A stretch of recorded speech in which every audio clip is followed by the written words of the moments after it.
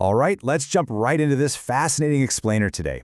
We're going to unpack the incredible story of a mysterious old man named Mosi. So picture this, a remote, incredibly dusty African village long ago. And there's Mosi, quietly living in a tiny hut, right out on the edge of town, next to this massive baobab tree. Now, for the most part, Mosi was kind of the town outcast. He rarely spoke, completely kept to himself, and the villagers, well, they looked at him with this mix of begrudging respect and, honestly, a pretty healthy dose of fear. But here's where it gets interesting. When a totally devastating drought hit the region, this quiet outcast suddenly became literally the most powerful person around because it seemed like he could control the weather itself. So how on earth did he pull that off? And actually, what does his secret teach us about our own psychology? Well, let's find out. So I want to start with a real provocative question to kind of set up our mystery today. What actually happens when a completely desperate village is asked to pay for a literal miracle? Like, can you actually put a price tag on rain? Because think about it, when the skies completely dry up and your actual survival is on the line, water isn't just a basic right anymore, right? It shifts into an absolute untouchable luxury. Keep that question floating in the back of your mind as we look at how this village handles their sheer desperation and how Mosi just steps right into that void to answer their prayers. For a fee, of course. Section 1. The drought and the deal. To really understand this deal, we have to grasp the brutal circumstances that forced the village's hand. The slow, just agonizing progression of this drought was absolutely devastating. I mean, look at month 1. The rivers shrink down to these pathetic muddy streams. It's bad, sure, but people are hoping it'll pass. Then month 2 hits, and the wells dry up completely. Bam! Now the real panic is setting in. By month 3, the crops are totally withering under the scorching sun. The food supply, officially gone.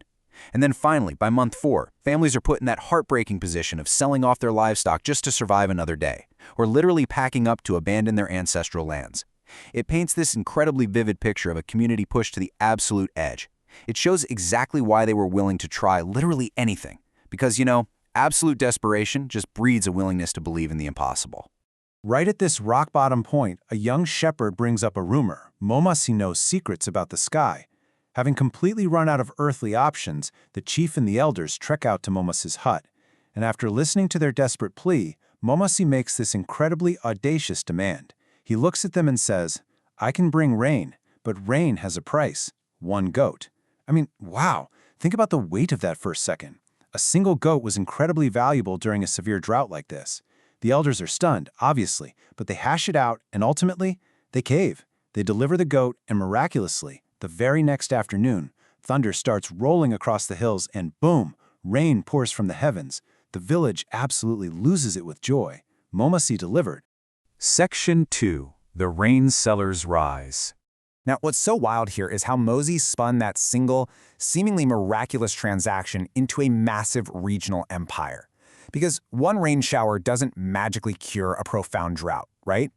Weeks go by, the ground bakes dry again, and the villagers are right back at square one. Except this time around, they don't wait agonizing months. The second the ground cracks, they make a beeline straight to Mosi.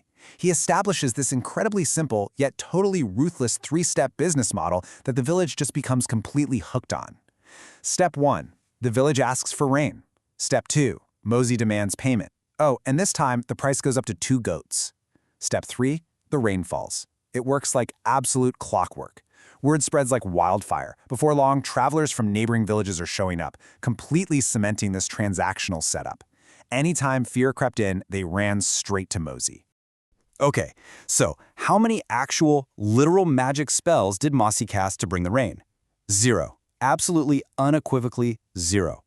The villagers were 100% convinced he was out there summoning ancient spirits or using dark magic to bend the sky to his will. But the reality? The reality was totally, completely devoid of any mystical intervention whatsoever. No magic at all. But hey, a lack of real magic definitely didn't hurt his bottom line, right? His leverage just skyrocketed. That first rain cost a single goat. The second rain, he doubled his fee to 2 goats. And once his regional fame as the quote-unquote rain seller was locked in, the man was raking in massive herds of livestock, piles of grain, and all sorts of lavish gifts. Honestly, it turns out freelance goat-based consulting is a highly lucrative field. He transformed that lonely little hut of his into this wealthy compound just by cornering the market on hope. The village completely stopped looking up at the sky. They only looked to Mosi. Section 3. The Secret in the Cave. The plot totally thickens when this fiercely curious young girl named Zuri enters the mix. Now, Zuri isn't buying the rumors for a second, so she decides to play detective and stealthily trails the old man for hours, deep into the dry, rocky hills. She is incredibly patient about this. She waits for him to slip into a hidden cave, and then she waits even longer for him to finish whatever he's doing and head back out. Once the coast is totally clear, she sneaks inside. She's bracing herself to find, bubbling cauldrons, sacred totems, creepy spiritual altars, the whole sorcerer setup. But she walks in and finds 0 spirits, no sacred objects, nothing like that. Instead, she discovers hundreds of journals just crammed with decades of empirical, hard scientific data. We're talking wind directions, cloud patterns, bird migrations, humidity measurements, moon cycles, page after page after page of meticulous, careful notes. This whole time, Molnsi had been quietly sitting by his baobab tree, studying the natural world with the absolute rigor of a modern-day meteorologist. So the real kicker here is this massive contrast. The village, they fully bought into magic and spirits. They genuinely thought he was manipulating the fabric of the world. But Moesi, he was relying entirely on science and observation. He wasn't controlling the weather, he was just predicting it. When the elders came to him that very first day, he had just looked at the horizon, read the data his notes told him meant a storm was imminent, and simply timed his miracle to perfectly sync up with nature's schedule. A total masterclass in timing. Section 4. The Price of Knowledge. Well, as you can guess, when Zuri heads back and blows the whistle on this massive discovery, the reaction is explosive. Some folks are relieved, sure, but a lot of them are absolutely furious. They feel totally conned. So this angry mob literally marches up to Mosi, pointing fingers, accusing him of a massive deception, and demanding answers. But Mosi, standing right in front of them, he's cool as a cucumber. Doesn't even flinch. Instead, he drops this incredibly clever, technically bulletproof defense. He tells them, "I never said I created the rain. I only said I could bring it." Boom.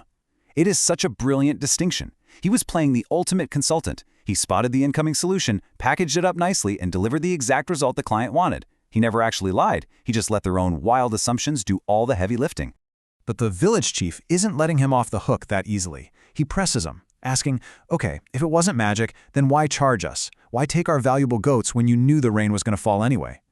And right there, Mosi drops this ultimate, heavy psychological truth on them all. He says, "For many years I offered to teach what I knew. Nobody listened. I charged for rain because people value what they pay for." Man, just let that sink in for a second. This right here is the profound heartbeat of today's explainer. Think about it. Free advice is almost always completely ignored, but the second you slap a premium price tag on it, suddenly it's sacred wisdom. By forcing them to pay, Mosi literally forced them to respect the outcome. And you know what? The villagers are dead silent after that, because they know he hit the nail on the head. He's absolutely right. So having finally earned their undivided, complete respect through his very unconventional, and let's be honest, highly lucrative consulting fees, Mosi finally opens up his journals. He offers his life's work completely freely to anyone willing to actually put in the effort. And this time around, oh, they listen. Young kids, the elderly, they all gather beneath that giant baobab tree, completely transforming the village from helpless victims of the weather into highly skilled farmers and expert weather watchers. The absolute core takeaway from this entire explainer is captured so perfectly in this awesome new definition of magic. Magic is just knowledge we don't understand yet. To someone who isn't informed, the results of years and years of quiet, meticulous, hard study will always look exactly like sorcery. The village assumed the greatest treasure Mosi ever gave them was the rain itself. But the real treasure, it was the wisdom, the strict scientific method, and those sharp observational skills sitting right behind it the whole time. So I really want to leave you with this final thought today. It's a question to chew on as we wrap up this explainer. In your own day-to-day life, what seemingly impossible things are you just writing off as magic simply because you haven't bothered to look at the underlying data yet? Whether that's a coworker's crazy high productivity, a competitor's sudden success, or even just a complex system that you've convinced yourself is way over your head, are you just assuming it's magic, or are you actually willing to roll up your sleeves and read the wind and the clouds for yourself? Thanks so much for joining me on this deep dive today. Stay curious, keep observing, and I'll catch you next time.